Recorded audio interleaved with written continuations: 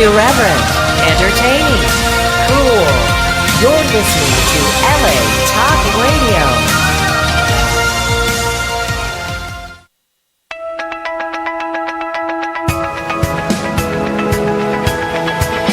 You're listening to Peace Fund Radio with Ethan Dettenmaier and Adrian Paul, right here on LA Talk Radio. Peace Fund Radio. I heard it there and then. Good morning. Yes, it was on the radio before we'd had the Peace Fund, but it's the Peace Fund Radio. Good morning, everybody. I hope you're all doing well wherever you're listening from this morning. I've already been on a show this morning, Ethan. I know you have too. I now know how you feel about it. I actually like the fact that you did that show next door. I know the show you did, Sam in the Morning. Sam in the Morning, indeed. It's a very popular show, and it's a show that can be found here, and I would think...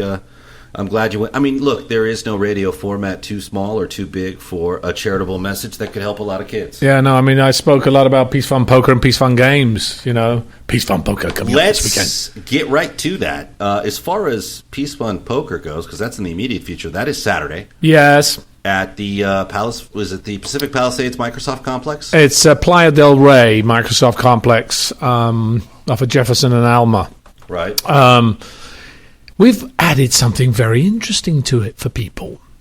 Dun, dun, dun. That sounds that sounds scary. Yeah, what has been added? What we've added, one of our sponsors has come in to help us out a little bit with raising certain levels of donations, etc.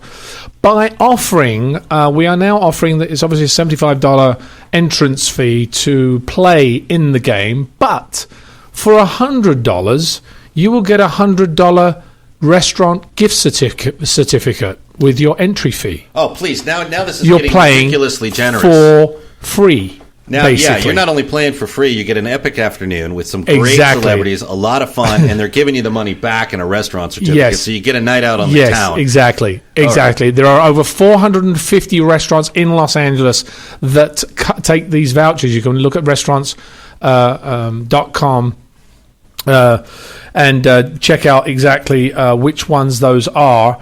And but we've also got another thing for people that just want to come and view it, because we've had a lot of people actually say, "Can I just come and look at it, view and see the celebrities?" And we said, you know what, maybe we should do it. So we now have a $50 entrance fee that people will be able to. I think it's 40 or 50. You should see it on site, but you will get.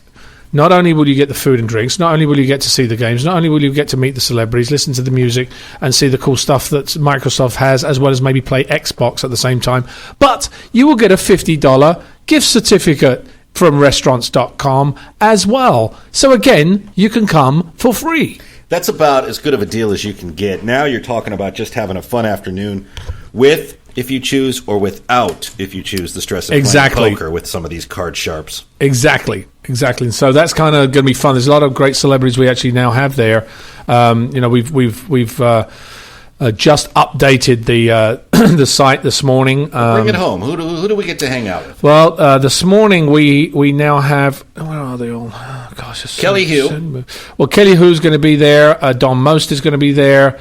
Tony Dennison is there. Carl Weathers is there. Billy Burke, Michael Ian Black, Maria Ho. So many players. Golnesa Garadaki from Shahs of Sunset, and I'm really surprised I was able to say that. Adrian Janik, there's Shana Burgess. I mean, all these people come from shows such as Discovery's Overhauling or Shahs of Sunset. There's, Michael Ian Black did Run Fat Boy Run, Ed, This Is 40, Wet Hot American Summer, all these fabulous things. Rocky Carroll from NCIS, Yes Man, Chicago Hope. Tony Dennison, of course, from Closer, Major Crime Story, the Amy Fisher story. I mean, he's done a lot of great celebrities. Carl Weathers obviously has done everything. And Kelly Hu is on, she was on The Scorpion King, The Doors, Teenage Mutant Ninja Turtles, Arrow. And she's doing Arrow right now. So there's some, great celebrities. And we've actually got, right now, I've noticed the site, that not all the celebrities are on there. We've got another 3 that I personally know of that are coming on. One is, I've got to remember who they are right now, but I think that the site is just being tweaked as we speak. So it's going to be a fun day, and you can come for free, pretty much. But if you are going to register to play, to come in and play and get your $100 certificate for a $100 donation, you will actually have to do it online because we have a limited amount of walk-on space right now. Let me make a quick statement, if I may, on your behalf. Adrian, as the listeners know, has a lot of class. I, of course, do not have that challenge or problem, so I'm going to get right to it.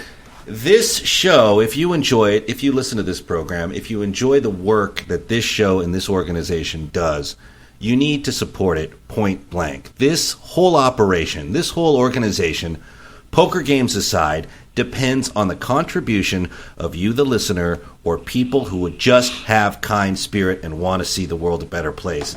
We are past the point of this show's history where you can just sit back and listen week after week. We now need your help to make these events work, to build wells, to do whatever we can do to help people, and we need to encourage you to get involved. You can no longer just be a passive listener. We need a militant listenership that gets involved and gets progress done and makes things happen, and we're asking you to get involved with this event or just go to the Peace Fund and get involved any way you can and donate. Thank you, Ethan. Sorry, I had to yeah, obviously we have a lot of things going on right now, and Peace Fund Games as well will have some very interesting things. We've restructured some ideas for people, and we will be offering some of those vouchers probably there as well. But right now, Peace Fund Poker is where it's at, October 11th. That's on Saturday, October 11th, this coming Saturday in 3 days. Well, 4 days. Good. And peacefundpoker.org, peacefundpoker.org. You can check it out there. So, what else can I give you? I mean, I'm giving you this for free for $100. This is borderline ridiculous. This could have been split and parlayed 100 different ways on behalf of the Peace Fund for the Peace Fund's benefit. But what you're really doing is you're giving people true value back for getting involved. I mean, now they're actually profiting by going to this event and donating. They're walking away with much more than they started with. And actually, what I'm going to offer, we will be offering the people that have already registered, if they want to get this $100 voucher, that they can actually upgrade their $75 entry fee for another $25 and get that $100 voucher as well. Mm-hmm. So the people already have registered can do that. It is your opportunity to do some good and get involved. Look, play some poker with Adrian and his cronies. I was going to say cronies. Did you say that? Was that what you were going to say? Well, I wasn't going to use cronies. I mean, I'm not sure who's a dangerous card player among you or not. But you can at least spend the afternoon at a great cause with great company, have something to eat, help the kids. I mean, somewhere in this world, there's a kid's life that will improve because you went to this event. It's really that simple. That is very true. And we've got some great support so far, but we need more. Yeah, we obviously need more. It's we go to great lengths every week to produce a radio show to provide entertainment and enlightenment for all the listeners, and we're just asking you to return the favor. And after 2.5 years of doing this, get involved and do what you can to keep the Peace Fund going and make sure we can continue to help people because we have our challenges here. Yeah, there are always challenges. I mean, it's definitely a challenge constantly when you are trying to help kids because obviously funding is always limited, mm-hmm. and you need to sort of get out there and do something about it. So but we don't want to just ask people for money. We want to actually give people something back for their money. Right. Well, we never have really. If you think about it, we've never really. I'm not a good asker for money. Personally. No, like, you're give me this. You're god awful at it. To be honest with you, I mean, you're terrible at many things. But we won't get into all that here. You're good at some things, but that's just not in your wheelhouse. It's in my wheelhouse, though, because knowing the producing logistics of what it takes to get the message out and what it takes to get people involved, I do see that stuff and deal with those elements every week. And I would tell you, quite frankly, look, if you like what you hear, if you like being a part of it, be a real part of it. Keep the Peace Fund going. Right now, you heard former District Attorney Gil Garcetti. You can go to our archives. You can hear Gil Garcetti. You can hear Kevin Sorbo. You can hear great celebrities coming through with great messages, all bent on improving the environment around us. And quite frankly, it's at the point now where we need to ask people to take ownership in this show and the Peace Fund and become members by getting involved and coming to this event. You never get an event like this that's so generous. I mean, this is really over the top in terms of its generosity, and I got to commend you, Adrian, for putting together something that is so generous for those that get involved. It's really actually unbelievable. Yeah, I mean, it's a good thing that we've been able to get from restaurants.com. It's fabulous that they're doing this. And, very nice, yeah. Yeah, I mean, they've been able to help us with some of these things. That validates what you're doing. Yeah, it does. I mean, we've had some sponsors come in. The funny thing is we only really had 3 weeks at the end after the site was up to really garner the players, and we've got a considerable amount of players already. But obviously, for us to really move forward and pay for the expenses and fund the wells that we want to do and do the good that we want to do, we want as many people as possible. So, we want to offer people the opportunity to have a fun day. Yeah. And, I've got to say something, though. Somebody said to me, I did an interview the other day, I think it was Poker News, asked me, said, so we've got a drought in California. Why are you going to raise money for wells in Niger, West Africa? And I said, well, it's funny you should ask that, because on our radio show each week, we talk about different issues that affect everybody worldwide. Right. And the fact is, if we're trying to do it in Niger, West Africa, those people might help us with some of our issues here today. I mean, those people don't have anything. They don't even have clean sanitation. They don't have a place to wash their clothes, go to the bathroom. Girls don't know, we have that right now. You're it's right. our job to save water here in this state. But to have not the ability to do that at all is disgraceful. Well, as Gil pointed out last week in a very, very interesting conversation that I advise people to go into the archives and hear if you missed it, it's a cultural shift. It's a complete cultural shift. It saves lives, literally, these wells. This isn't just bringing convenience to the third world. This is saving lives in the third world. And yes, we are faced with a drought, but you can still turn your faucet on here. Yeah, that's the point. I mean, you can still turn the faucet on. They don't even have the ability for that. I mean, the joy. I mean, when I went to the Wells Bring Hope, a charity fundraiser a couple of weeks back, there was a story about a woman, and Barbara, who's the CEO of the company, the head person there, said. She said, I spoke to a woman who, she said, after the wells came through, she said, what's it like for you? She said, well, now, my child will be able to survive. She said, well, what do you mean? She said, have you had other children? She said, yeah, I had 12. 11 of them died.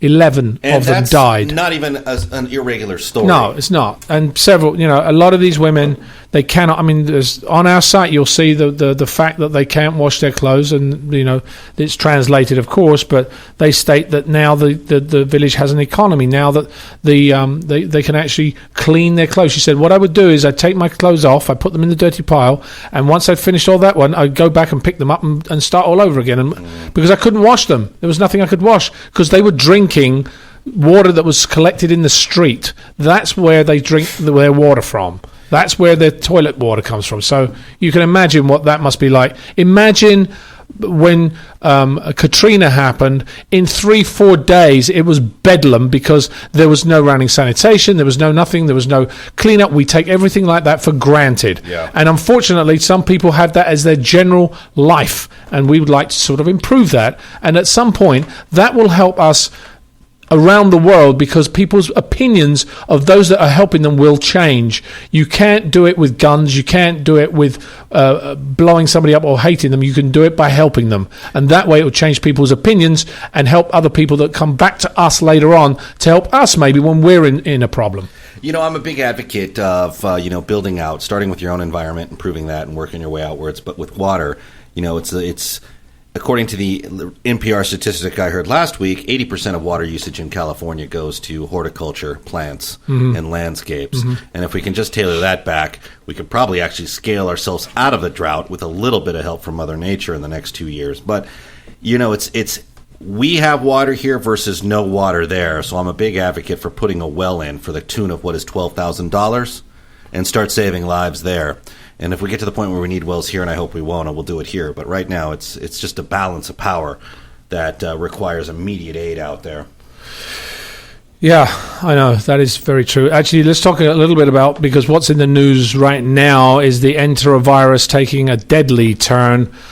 4 deaths linked to this fast-spreading virus at the moment. The first was a 4-year-old preschooler in New Jersey who went to bed showing no symptoms and just never woke up. There have been at least 24 children in 7 states, many infants and toddlers who have developed limb weakness and partial paralysis attributed to the Enterovirus 68. The virus has now been confirmed in 43 states and the District of Columbia by the Center of Disease Control. What can you do? Wash your hands thoroughly and often avoid close contact with people who are sick.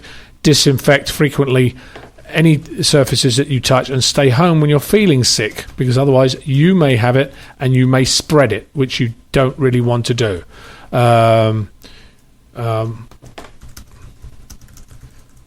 What is this? What are we talking about? We're both frantically looking. We're talking for facts. about no. We're talking.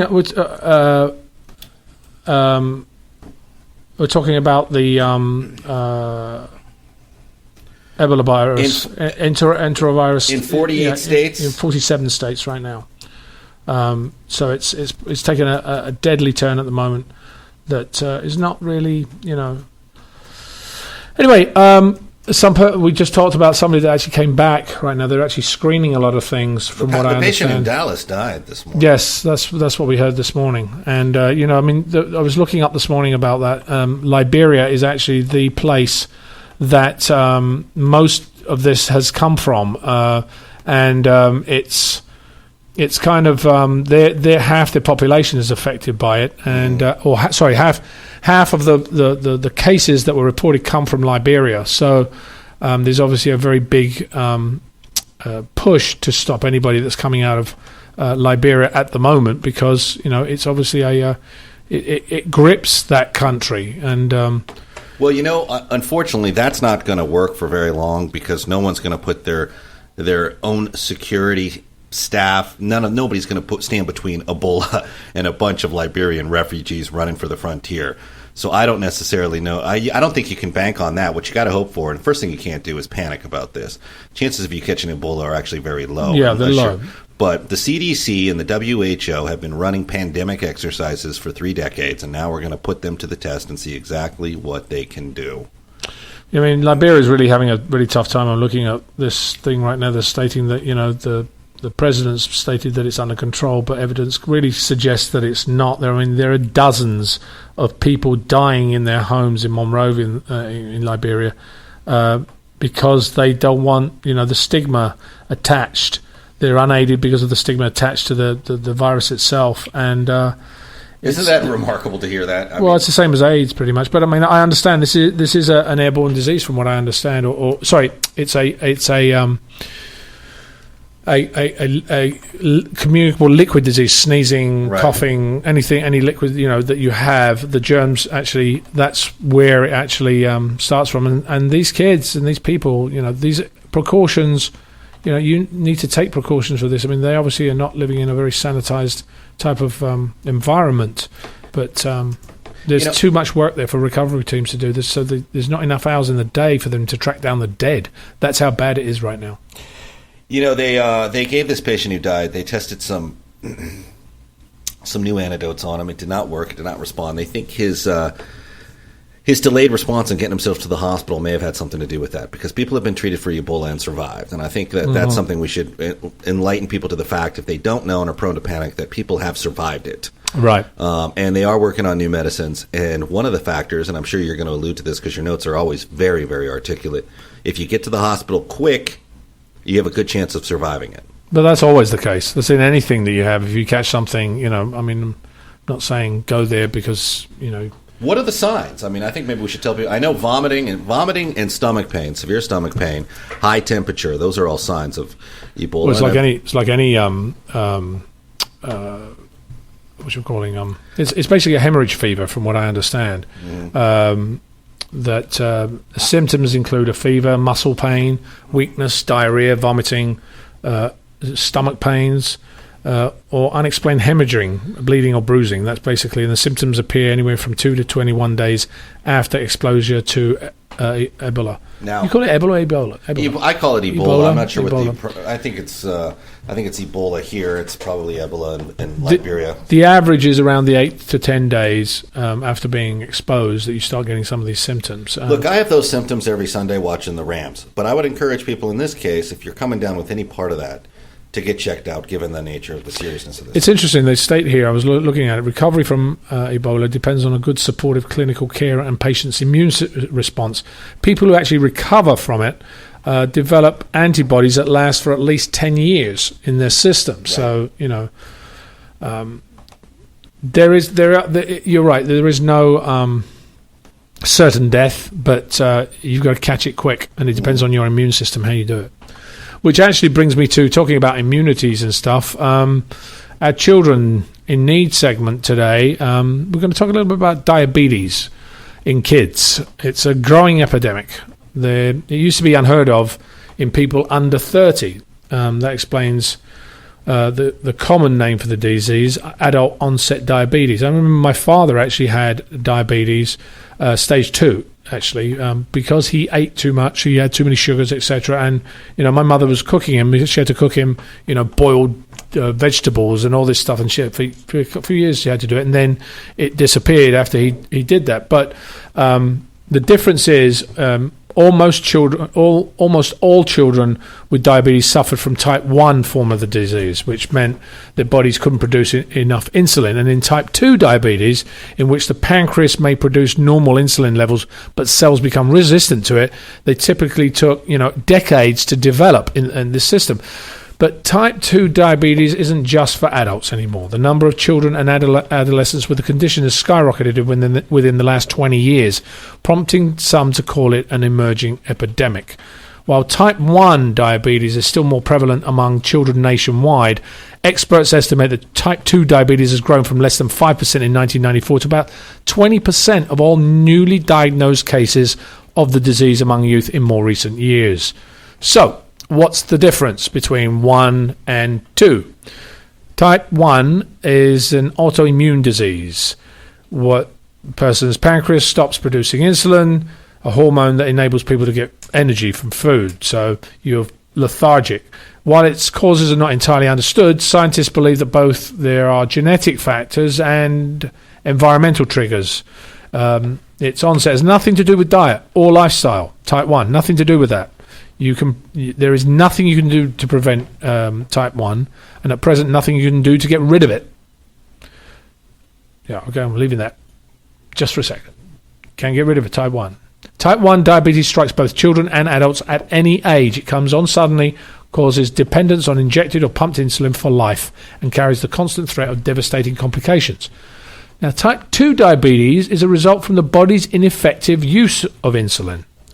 It is more common than type 1, and usually the reports in kids were previously rare, but that has increased worldwide. In some countries, it accounts for almost half of the newly diagnosed cases in children and adolescents.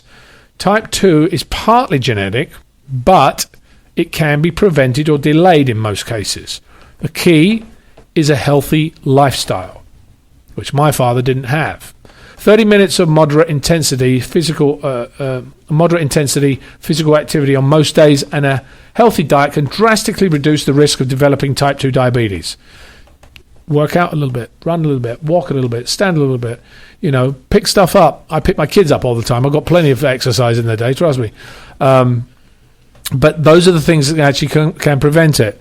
Certain foods, certain foods can actually help you, have a cleanse once in a while. Drink a lot of water.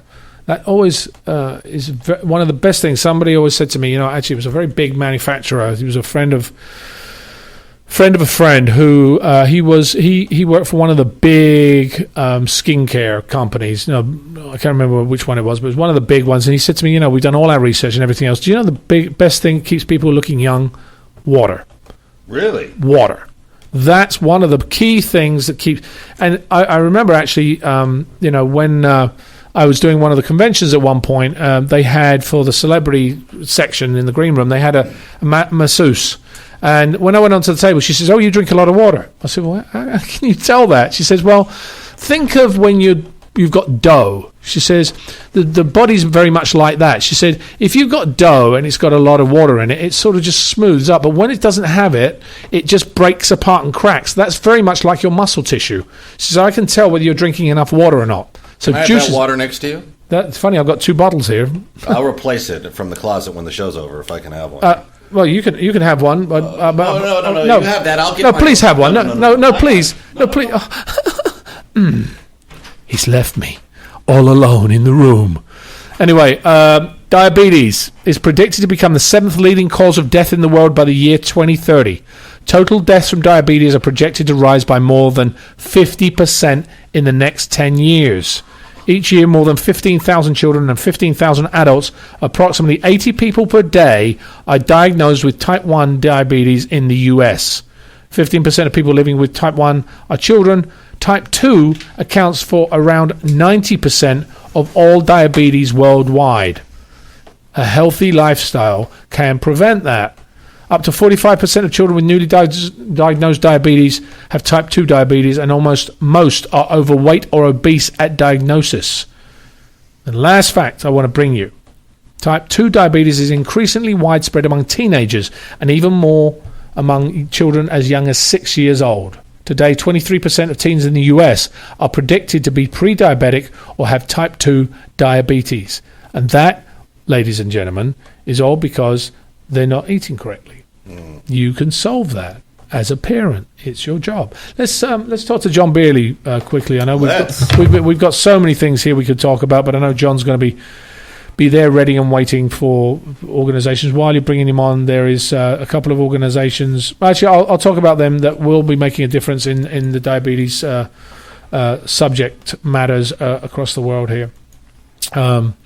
Do we have him yet? I believe yes. Good morning, gentlemen. Good morning, John. How are you? Doing very well. Thank you very much. It's been a whirlwind this morning. Lots of stuff to talk about. Yes, indeed. Good stuff. Good information to get out there.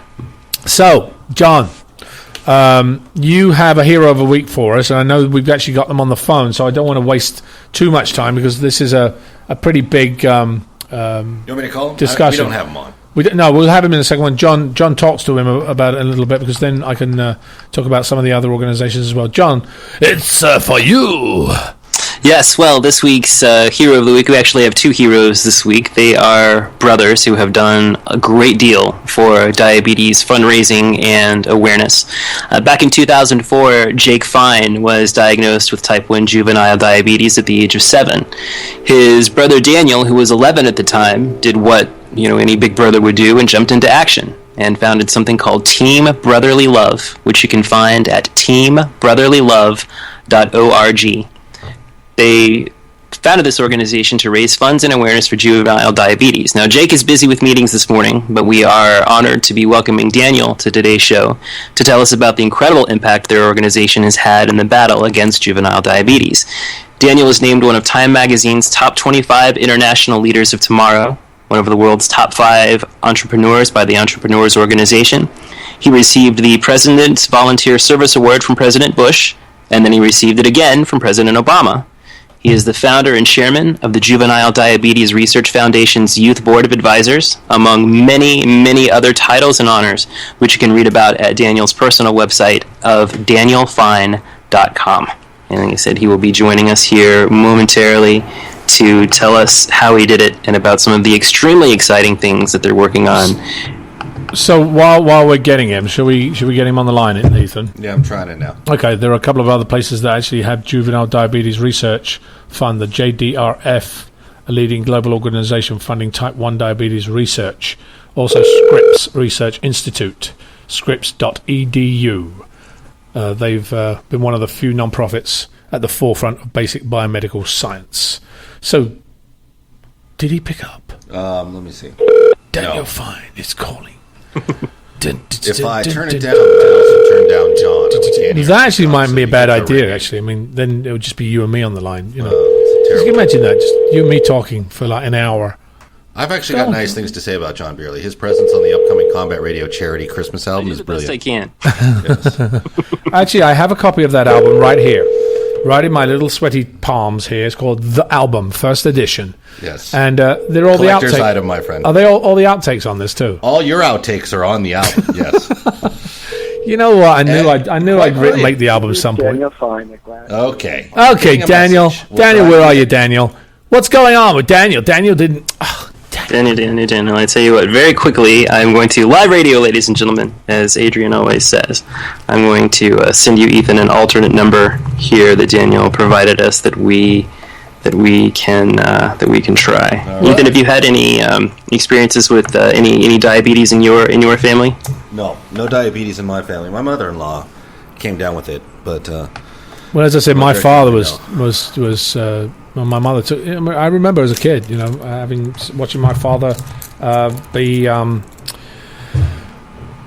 cooked food constantly by my mother, and you can't eat this, you can't do that, and he was always kind of like, oh no, I bet I can, and it did affect him very drastically. I'll tell you what I'll do while we're working this thing out. I was going to save it for the end of the show, but since we've got a moment here, that Christmas album you're holding, that you're a part of, that I just actually ripped off the front thing. I could have actually sold it for something. Well, it went into Amoeba Records yesterday. But I'm going to say this. This Christmas album is a 2-disc set that features everyone from Adrian Paul and his outtakes to the members of Oingo Boingo, Blondie, The Cult, The Alarm, The Eurythmics, a lot of the celebrities you know from this show and the show I produce on Fridays, Combat Radio. If you donate to the Peace Fund between now and the end of October, $25, I'll send you an autographed 2-disc Combat Radio Christmas album. Awesome. Signed by Adrian Awesome. Paul. Did you hear that?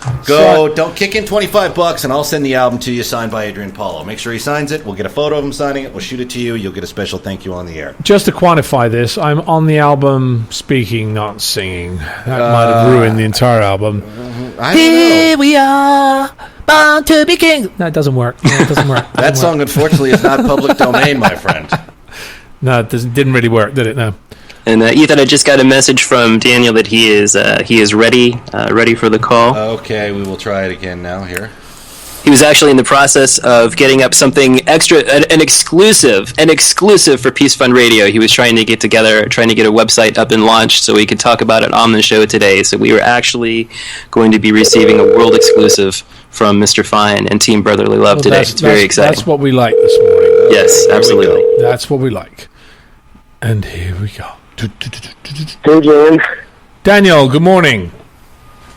How's it going? What's up? Good. This is Adrian Paul and Ethan Dettenmaier, and also John Beerley is on the line from Peace Farm Radio.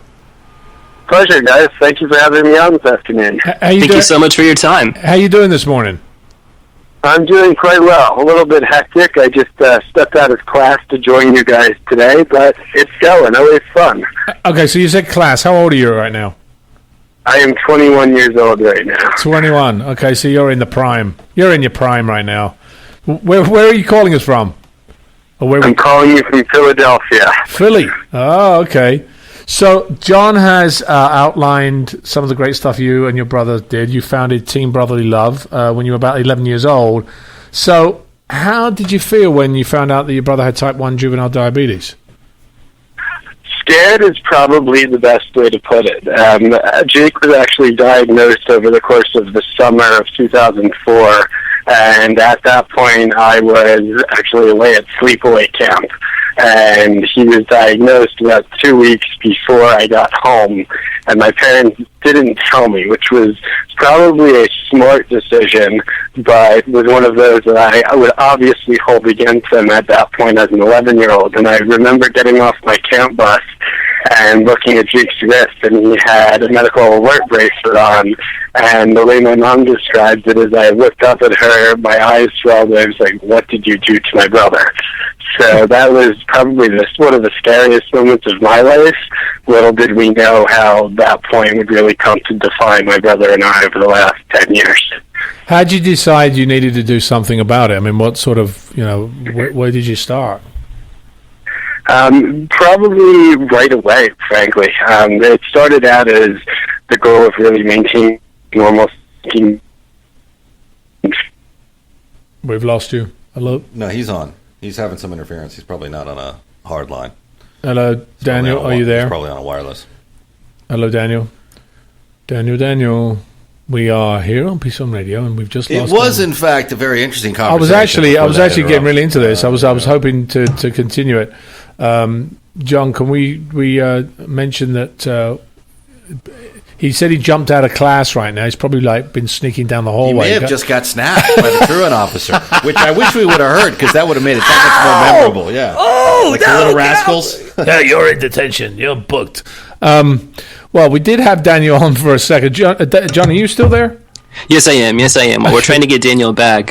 He had one of the things that he was trying to get finished today, so he could talk about on the show, is a new app that Team Brotherly Love has worked on called Dosed, and you can find out about it on their website. They just launched it just right before Daniel actually came on the call today.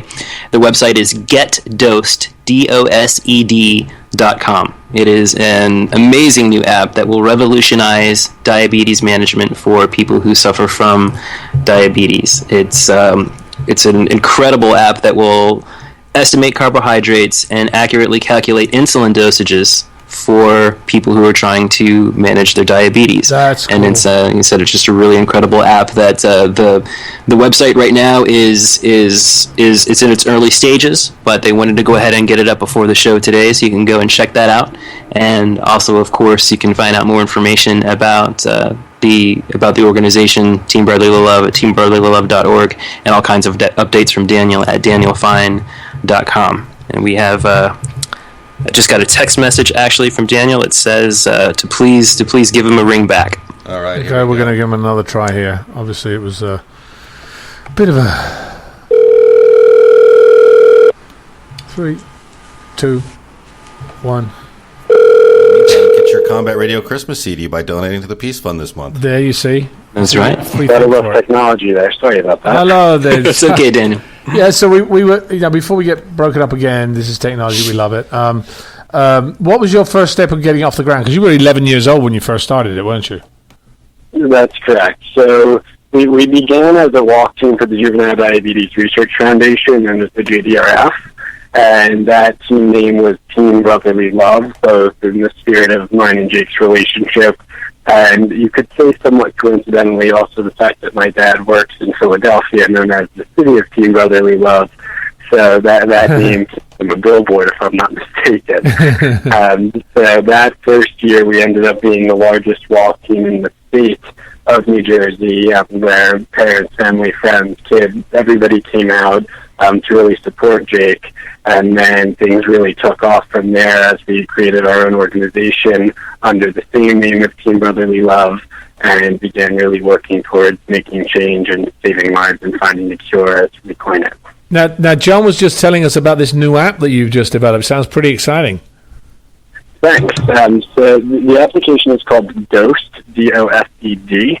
And one of the issues that Jake and I realized over the course of managing diabetes is that students or kids really just struggle to be able to actually identify the exact number of carbs and the exact nutritional value and really anything that they eat that isn't eminently noticed. So if you go into any restaurant and you look at a cheeseburger and you're like, okay, well, the bread has carbohydrates but everything else is protein, and you assume that that bread has 30 carbs but it actually has 37 carbs as an example, you may end up dosing with a 25% misaccuracy or something of that nature, which can then result in higher or lower blood glucose levels. So what the app does is it actually has GPS configured within it. You walk into any of 525 restaurant chains in the United States, their menu will appear, and then the user can simply tap what they're eating, plug in their blood glucose level, and press Dosed, and it will give them the exact amount of insulin that they need based on those numbers. That's really cool. That's very good. Thank you. See, technology does help these days. I mean, I think it's if it's used correctly. Now, in your mission statement, you say that goals include teaching the concept of philanthropy and the power of community. Now, how do you do that, and why is that so important to you?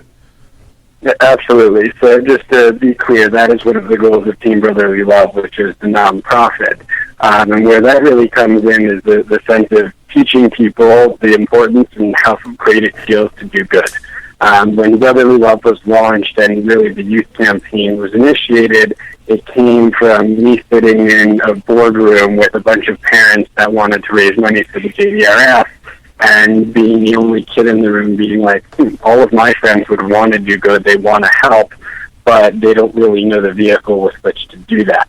So that's what Brotherly Love stemmed off of, and then we ended up garnering a couple hundred kids ranging from 6-year-olds up to 25-year-olds at the time, to get involved, to help us raise money and awareness, and to really learn what it's like to do good, to give back, and contribute towards a cause. And while this specific one has to do with diabetes, our mission, generally speaking, was to just make people understand that it's important to do something that they care about. So if they have a parent that is afflicted with cancer, or homelessness is important to them, or whatever that cause may be, the whole point is to get out there and do something rather than just sitting around and watch. Right, I agree. You've had a journey of 10 years now, and you've done fundraising events, of course. I mean, at what point do you realize that your organization was going to become pretty big, and at what point were things really a turnaround for you? Sure. For Brotherly Love, I would actually say I don't know that point ever really hit, and that may be because of what the goal was, which was really just to try and make a difference, to raise money, and to do good. And from a mission perspective, and for the reasoning that we did this, which is to save and help my brother from the heart, it's never been a real question of, are we going to stick with this as if it's a startup, or do we fold it, or do we continue this operation, and things like that. It's always just kind of been okay, this is now a part of our lives, and there's no question that we're going to move forward. So contrary to kind of the general belief of, is this going to take off, or is this going to fail, it's really just been a constant part and something that's come to define us over the last decade. Now, you must have gotten a lot of support, obviously, from friends and family. How about your parents? I mean, how did they react? Are they part of your organization as well? Absolutely. I mean, my family's fortunately incredibly close, and this entire thing, Brotherly Love is a family organization. They've been amazing all the way through, and we're unquestionably far more involved. When Jake and I were younger, that Jake has really taken the reins at this point and is essentially managing Team Brotherly Love from high school. So unfortunately, he couldn't make it today as he's in class, but he's really the one that's in charge of the organization at the state. What are you most proud of the accomplishments? What do you think that is? Probably maintaining Jake's normalcy.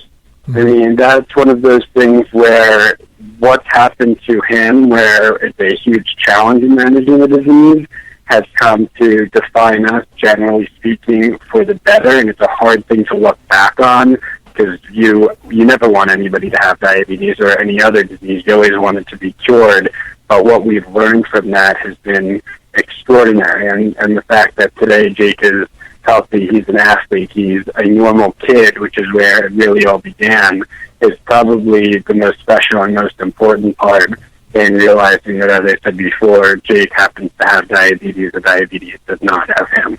Right. So, last question. Do you have any other advice for young people who want to start their own charities?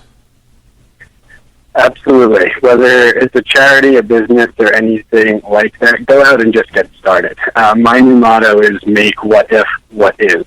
And what that really comes to mean is stop thinking about it and just talking, and go out and play and see what works. Throw things against the wall, see what sticks, so on and so forth. This is a good example of the fact that young people can do pretty cool, awesome, fun things, and everybody's able to do that if they just try. So go for it, guys. Well, thank you so much, Daniel, for joining us this morning, for the amazing work you've been doing. And please continue with your brother Jake on Team Brotherly Love. You are Peace Fund Heroes of the Week. Please continue, and I hope that we can help you further as we're moving forward in a lot of things we're doing to spread the word about what you're doing. And we've got our new Peace Fund Hub that we are inviting organizations into right now to discuss the issues with like-minded organizations, how they can actually help each other across the internet, much like Facebook is to everybody else. It is becoming the Facebook for charity. So we'll bring you some of that information for you to take a look at soon. Fantastic. Well, thank you guys again for having me. Thanks to everybody out there that's been supporting us along the way, and enjoy the rest of your week. Yes, you too. Thanks, Daniel. Take care. Fantastic. Well, there you go. There's another fabulous example of a youth making some difference in this world, in all the things that we have to take care of. John, are there? I mean, we've got 5 minutes left, 4 minutes left again. I don't know where we get to. I mean, I look up at the clock every time. I'm like, where are we going? And remember, one thing, it is true, we were funded for 2 years, and we would like to see, we are hoping to be able to get our sponsors to sponsor us again for another year of Peace Fund Radio. We are really making some great grounds at the moment. So if you have an idea of that, please contact us at Peace Fund, at the Peace Fund. Hold on, Ethan is holding his hand up. What is he? I wasn't holding my hand up to interrupt you. I just wanted to do a polite reminder and say, if you donate $25 or more to the fantastic Peace Fund and the good work that it does between now and the end of October, I'll send you an Adrian Paul signed 2-disc Christmas CD with over 30 cuts, including Adrian's outtakes. I'm kind of worried about that. But anyway, so listen, John, what else do you have for us today while we're doing this? Because obviously I'm going to be talking about poker in a second. Well, a couple of really quick things. I thought it was amazing that Daniel said that the most important thing of his accomplishments has been maintaining his brother's normalcy. I mean, these are two brothers who have raised $1.9 million. That's awesome. $1.9 million for diabetes awareness and fundraising, and he still thinks that the most important thing is maintaining his brother's normalcy. Yeah. That humility and selflessness, to me, is just a perfect example of what our heroes of the week are all about.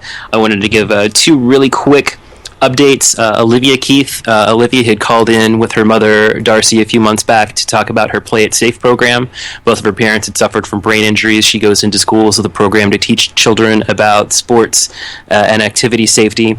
Olivia Keith's website is oliviakeith.com. Just yesterday, she was named a Daily Point of Light by pointsoflight.org for her amazing volunteer service in her community.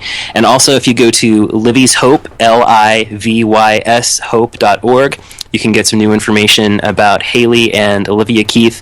They were on our show as well. They're 9-year-old twins. Haley is in excellent health, but Olivia was born with very severe epilepsy. She's had portions of her brain disconnected, portions of her brain removed to try to cut down on the number of seizures that she has a day. Their family is getting ready to take part in an epilepsy fundraising walk, which you can find out all about at livyshope.org. Sign up for their newsletter as well. It will be the most colorful and inspiring email you get every week. Well, thank you, John. Thank you for that. Obviously, we are going to be wrapping the show up in a few minutes. We have, as I said, a lot of interesting things happening right now. We have changed our registration on the forms. You can actually come to as an entry level VIP for $100 at Peace Fund Poker, and you will get not only an entrance to the games, not only will you get the food and the celebrities and the fun days and the music and everything else and the Microsoft products and the Xbox and all that stuff, you'll also get a $100 restaurant certificate from restaurants.com. So basically, you'll be entering for free. You can actually also come and as a spectator and buy a spectator ticket, which will allow you general admission of $25 or a VIP spectator of $50, and you will get, as a $50 under the $50 donation, you'll get a $50 voucher from restaurants.com. General admission for $25 will not include that, but you will still get the food, you still get the booze, you still get the drinks, the soft drinks, etc., and seeing and meeting some of the celebrities that we have. Yeah, and if you're out of state, get yourself the Christmas CD. And if you're out of state, get yourself the Christmas CD. I promise you will not be disappointed. It sounds like an echo. Get yourself the Christmas CD, of course. It is a lot of fun. Yes, it is a lot of fun. And thank you to everybody that is making this tournament such great fun to have. Thank you for MBBL, because they are setting up all the ticketing and the registration, to ItGo Publicity, who is actually doing all the publicity for it, as well as Microsoft for hosting the event. It's a deal for getting us all the tables and the chips. We have so many. Look at our site. We have some other great sponsors that have come on there. Thank you for making this show possible this morning, to the Speechy family who were able to do that. And I want to close with a quote by Jonathan Platt. He's 8 years old from California. He says, unlike other kids, I have to check my blood sugar 8 to 10 times a day. Everything I eat is measured and every carbohydrate counted. My kit goes with me everywhere I go. Too much exercise or not eating all my food can be dangerous. I think I'm too young to have to worry about all this stuff. And I think I agree with him. This is Adrian Paul and Ethan Dettenmaier. We'll talk to you next week.